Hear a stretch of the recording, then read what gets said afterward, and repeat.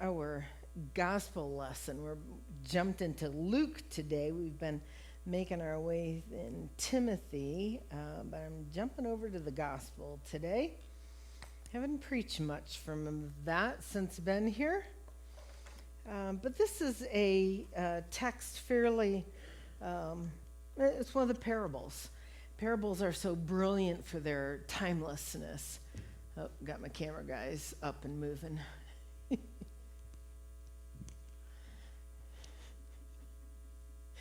Parables is another word for story. So you can use that interchangeably. And the parables are so brilliant because they have so many timeless twists and turns to them. And they're never dull. They don't get old. There's always some new way to explore the parables. And this is the story of the rich man and Lazarus. Lazarus is known as a leper who laid by the pools in Bethsaida. You can visit those pools if you go to Israel and find deep history there. So this is Luke chapter 16 and verses 19 through 31.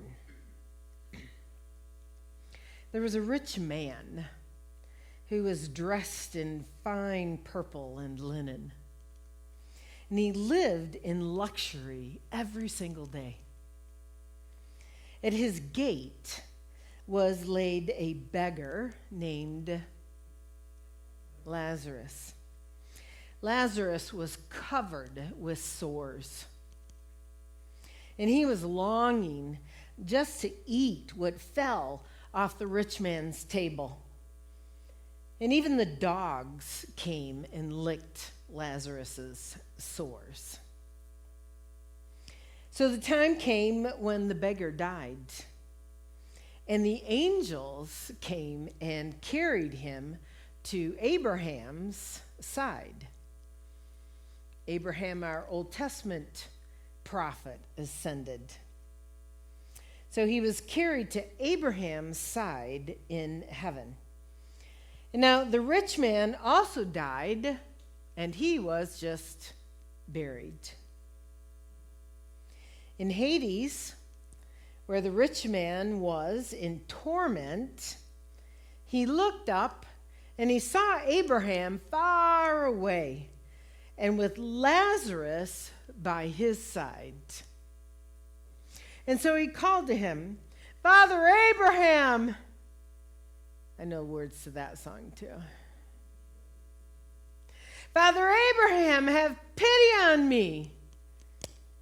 Send Lazarus to dip the tip of his finger in water and cool my tongue, because I am in agony in this fire." But Abraham replied, "Son, remember that in your lifetime you received your good things, while Lazarus received bad things.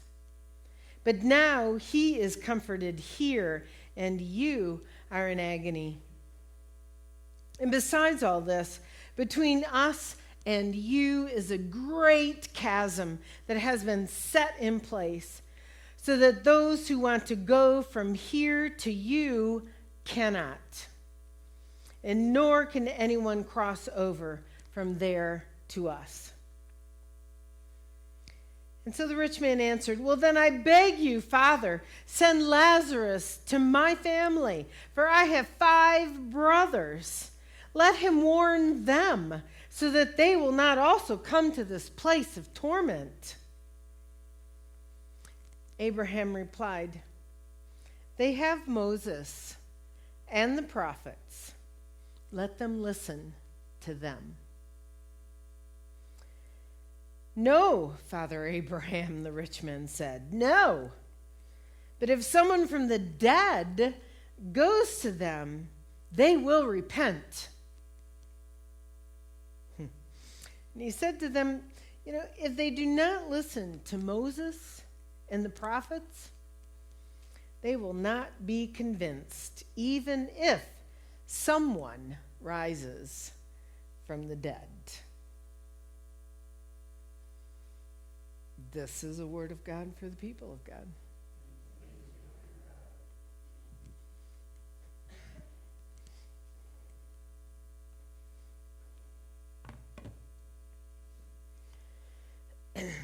He didn't get it. He didn't get it. The rich man did not get it. And in his end, his wealth, his privilege, his luxury, he had no advantages. And he had no faith. He didn't get it. The story here of Lazarus and the rich man is full of contrasts and reversals. The poor man this time in the story is not named. The poor man is named, the rich man is not named. That's significant in storytelling in the Bible. Lazarus has a name, the rich man not. The rich man is dressed in royal purple and fine linens. The poor man is only dressed in his sores, his wounds, his afflictions. Story of contrast. The rich man feasts lavishly, decadently, excessively. He perhaps could have been a United Methodist woman. We do eat good, right? Yeah.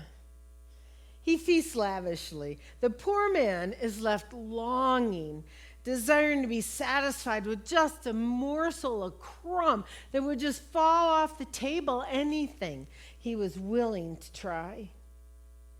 In death, the rich man has this full and proper burial with great ceremony and pomp and circumstance, and perhaps persons in uniforms and flags and jewels. The poor man, none. All it says of his death is he was carried away by, did you catch that part? By angels. Ooh. Carried away by angels. In the end of the story, in the extreme, you have the poor man, Lazarus, looking down from heaven in the comforts, in the bosom, in the arms of Abraham. The rich man, he's the one suffering in the heat, begging Abraham to do something. In this book, rich and poor are not left as vague general labels as we often hear them, but they're clearly depicted by these two men. One is inside of privilege of abundance and material gains. One is outside of privilege and is alone, left with the animals. One is living in this tight closeness with the other, but doesn't even know the other one exists, is oblivious, invisible to the other one, doesn't know of his presence. And there's contrast in the story even in death. The rich man has no regard or respect for the poor man who now rests in the arms of Abraham while he suffers in torment, and he still doesn't get it after he's dead. The contrast between the rich and poor are so vividly presented here. There is no real interaction between the men, but yet the story is vivid in their differences and different values. In this parable, this lack of interaction isn't from the rich to Lazarus. You don't see that the rich man is so much disdainful of Lazarus, but rather he just simply ignores him. Doesn't acknowledge his existence. We know Lazarus's name and we know his need. We know his empty stomach is gnawing at him. His gaze is set on the household of the rich man where he hopes only for some crumbs, some morsels, some leftovers, but he gets nothing. And it's only the ones that notice him are the dogs, as he lays there unable even to dismiss the dogs from licking the sores of his wounds. It's a gruesome story, isn't it? Just when the two lives seem about as far apart as they can possibly get, there's a shift in the story. The contrasts flip. Death did that. Redistributed everything into opposites on the other side of the realm. This time in a complete reversal. The one who was afflicted is now the one who is in abundance. They're comforted. The one who lived comfortably is now the one who is in agony. The division now is more physical than just relational as it was. There is this great impassable, as Abraham says, an impassable chasm between them. And on one side you have Lazarus, on the other side you have the rich man. And sadly, that rich man is none the wiser for his death experience. He wears no crown, no royalty, but there he sits still trying to order Abraham around, and still trying to use Lazarus. But it's too late. The rich man has had his day. Death has come. And he has to pay his consequences. The parable challenges us in hard ways, in many different twists and turns in this story. I mean, first, our challenge seems sort of obvious about addressing the disparities between those in great abundance and those who have little. I mean, that seems like an obvious plot in it, right? The rich and the poor in that struggle. But it challenges us not to just share from our abundance and our wealth with others, but it tends to push us a little bit farther, that we're not just to share with them, but we need to recognize the struggle. That they may not just be at our doors, they may be in another part of town that we don't see and don't know. There may be places in other areas, other parts of our country, our state, our own county, that we are called to acknowledge and respond to. So we're to be attentive and responding to the poor and the suffering in our midst, the struggling persons among us. If they may not knock at our door, it still means we have to have some regard or attention to the needs that are out there. You can't just ignore it. Seems like an obvious message here. I mean, it's easy in this world of social media and news overload to get to a point where we have to shut some of it off because it's overwhelming. And it can pull us into a deep depression and a place of helplessness. And falling prey to that kind of place is an apathy that Christ does not give us a permission to dwell in. We have to remain attentive to those differences and do what we can to make a difference.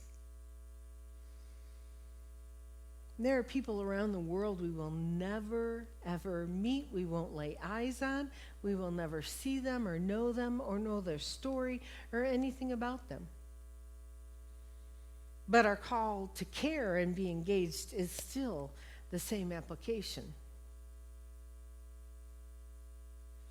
I'm thinking of recent events of the news, women and children in countries in another place in the world with no voice and no choice in their own country, in their own society and culture. I'm thinking about citizens suffering at the violent, aggressive of neighboring countries that are invading their land and destroying their homes and livelihoods. We were very plugged in at the beginning. How plugged in are we now? Overloaded. What about everyday lives that are devastated by extreme weather that wipes out homes and livelihoods and infrastructures? We hear about it so much we get a little desensitized, don't we? Oh, another storm. And when we're asked to do something to help the larger environment, It depends on how inconvenient it will be to us. What about the random violence and deaths in our own midst, our own communities? It's just too much most days, isn't it? But our very first challenge message in this text is about not turning away,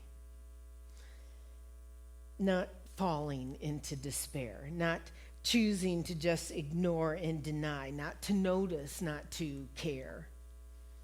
Because that was the rich man's choice. And how did it work out for him?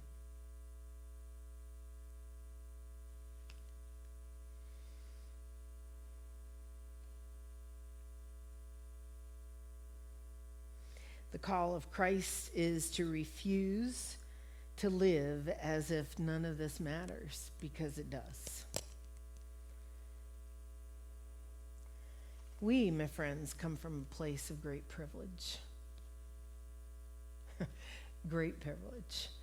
It doesn't matter what you got in your bank accounts, how your house is, what your background, your story is. You are still living in a place of grand, extreme privilege.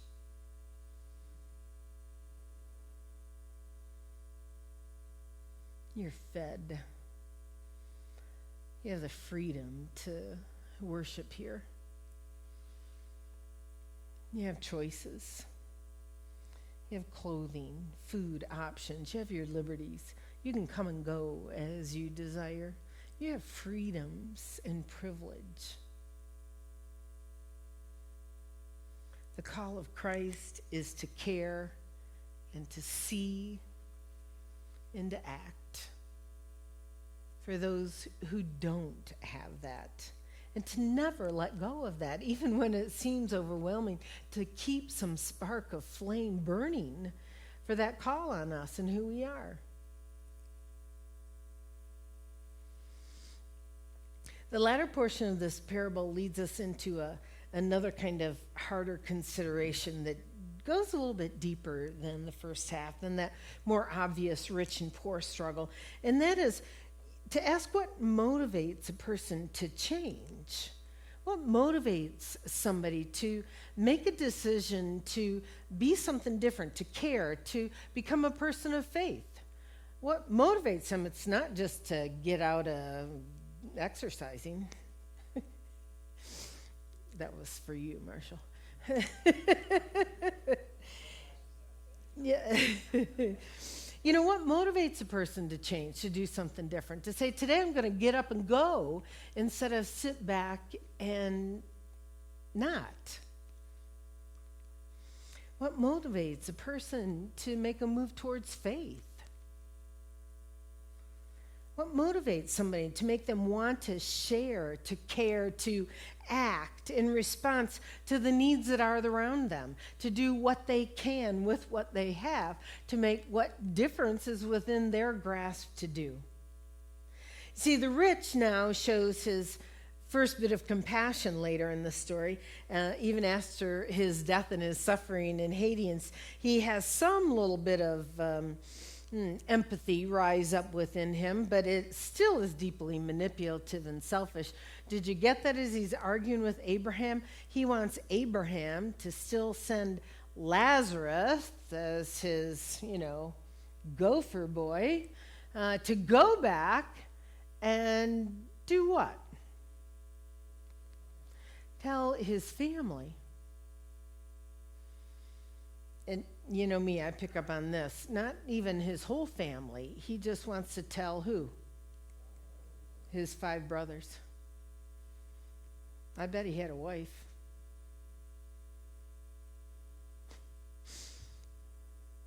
Just tell, that might have been a storytelling thing, but just his 5 brothers.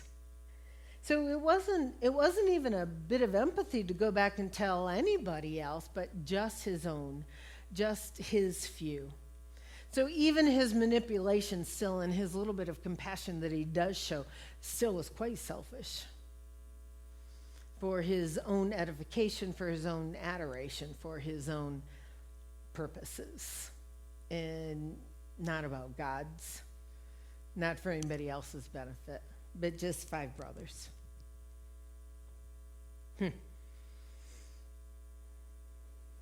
Abraham's answer, no.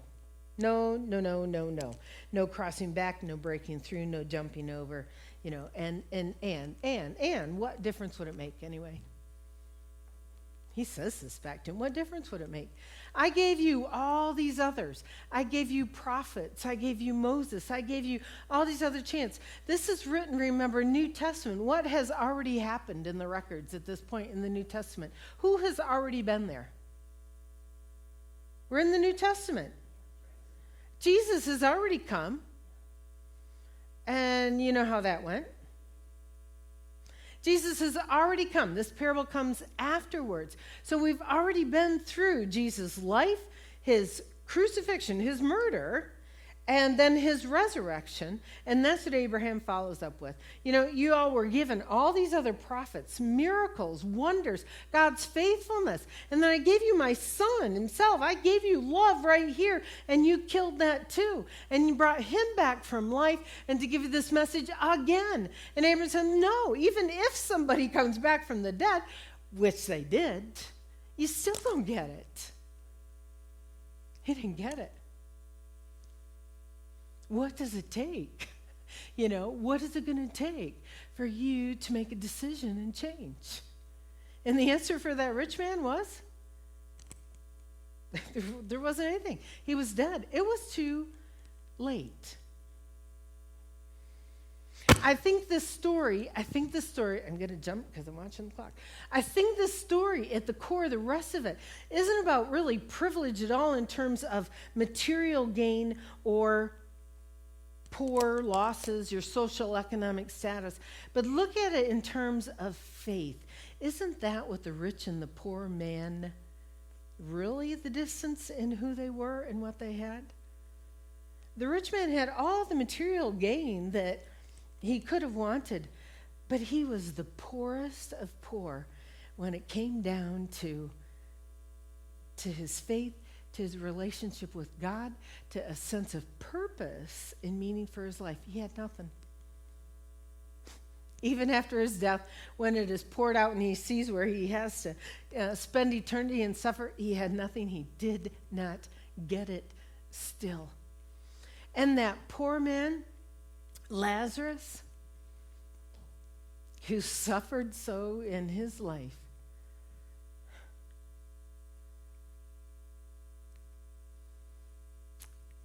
his life on earth was this person of faith that led him right where we all hope to go.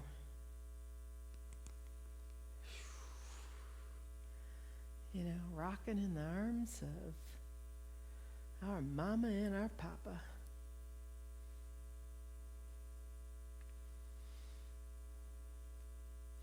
What motivates change? It's faith. It's always about choosing faith.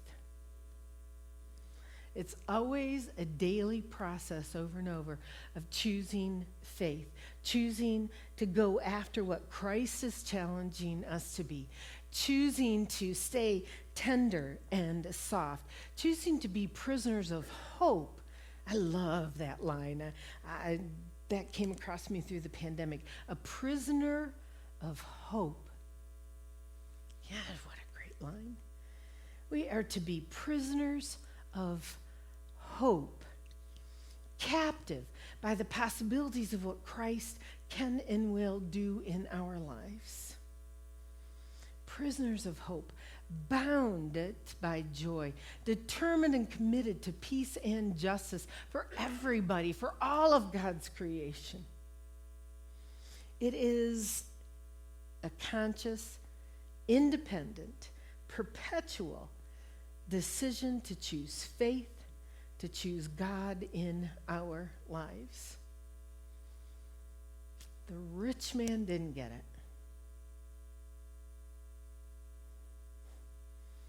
Do you? Do we? We're talking about what we have to offer people, what makes us different. And there you have it. It's hope in the midst of despair. It's love in the midst of anger and hurt and rejection. It is a place of peace when someone is living in a state of fear. It is value and self-worth because you are made in God's image and you have been called good. That is what we have to offer that world out there that needs to know. Can we make a difference? If we get one person, is it not worth it? That one might get it. One rich man, one rich woman, one rich soul. One person. Maybe we can't change the whole world out there and make it what we'd like it to be or God wants it to be.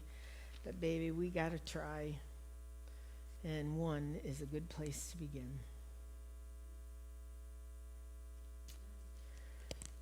Yeah. Take a prayer for a moment, please. Take a prayer.